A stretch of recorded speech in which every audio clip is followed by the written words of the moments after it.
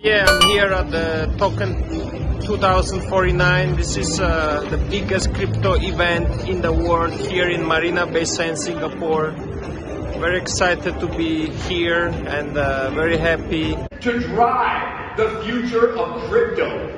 There are over 10,000 of you here for the next 2 days and all of this week. This is not the biggest in Southeast Asia. It's not just the biggest in Asia. This is the biggest crypto event happening here at Token 2049 Singapore. We're all about the future. It was awesome to see. It was kind of to Hong's point, the amount of activity out there and companies building. You know, people talk about crypto winners, crypto spring, whatever. Like, people are building right now, and I think we've gotten less focused on just speculative trading and more focused on what utility are we building. And I think some companies lost sight of that at various times. And look, a lot of companies had layoffs this year. A lot of companies have struggled.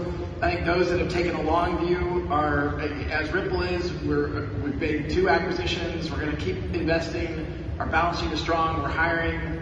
I think this is the time when you want to actually build. When there's fear out there, like now's the time to actually lean in. And so I'm optimistic that it drives the exact activity we're seeing out in the hall. More recently, the Grayscale case, I think is really a hard-hitting combo. The other thing I'll just call out, there were a couple of things that were said in the Grayscale case where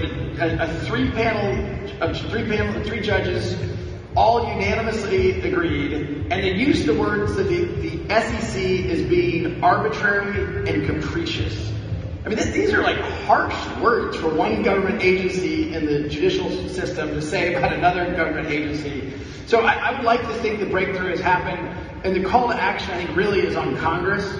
And I think hopefully with some of these rulings that will change the tenor in Congress and we'll get some activity. I still think there is an underlying segment of the crypto world that is so anti-regulation and all about anonymity, all of it. In my judgment, if we want this industry to thrive and achieve, I think, what it can to fundamentally rewire how financial infrastructure works, we can't pretend that government regulation doesn't matter. And I still think, I think frankly one of the problems in the United States is you have, even within the industry, infighting. Right, you've got these various lobbying organizations in the United States, in Washington, D.C., with lots of members from the crypto community, and they all don't agree. And so, I've been to Capitol Hill, I'm sure maybe both of you have as well. You go to a senator or a representative's office, and there have been 2 other crypto people in there earlier in the day saying different things than what I'm saying. And there's some basic things I feel like we have to agree. If we want that progress, we have to agree on some basic things. And I think, I still do find categories of the crypto community fighting some of these basic regulatory frameworks. AML is going to matter. KYC is going to matter. And if you're taking the point of view that we're going to circumvent those things, that's not the industry I see out 5 and 10 years from now that really is thriving and growing. Because I think that just gives fuel to the fire for politicians who do like to, just make noise, and they don't understand what's going on in crypto or what brought down FTX. Be enough of an audience, whether that trust has been built up, because you instance just mentioned that the acquisitions you've made, and one of those, Fortress Trust, just came out overnight and said that they had been hacked, the exchange. And I know that you said Ripple has made those customers whole, but it still points to issues that are within the sector in terms of accountability. And how do you think we're going in cleaning that up? So look, I first want to clarify something, because the incident that happened with Fortress Trust, there were 4 accounts out of about 200,000 that were compromised. And they weren't compromised by Fortress, they weren't compromised by the infrastructure.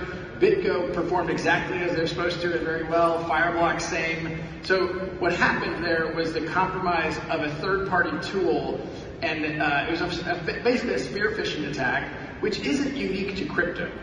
And so I think when we talk about this, yes, the quote negative, the victim, if you will, was a crypto outcome.